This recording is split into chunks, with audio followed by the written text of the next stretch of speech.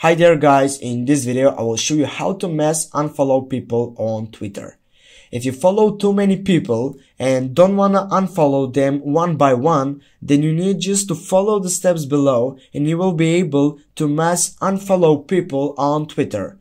First, what you need to do is to open up Google Play Store.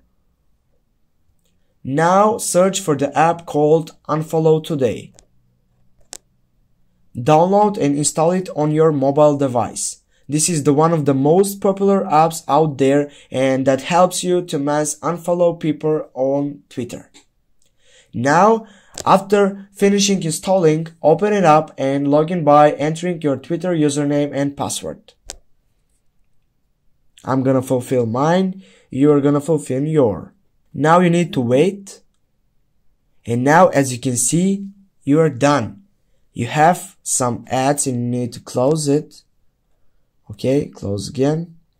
Now guys, here you will see the list of the users who are not following you back.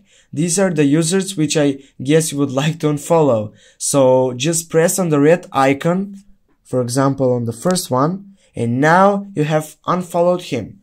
And now you can unfollow all these around here with just one click. And that is guys, you have successfully mass unfollowed people on Twitter app.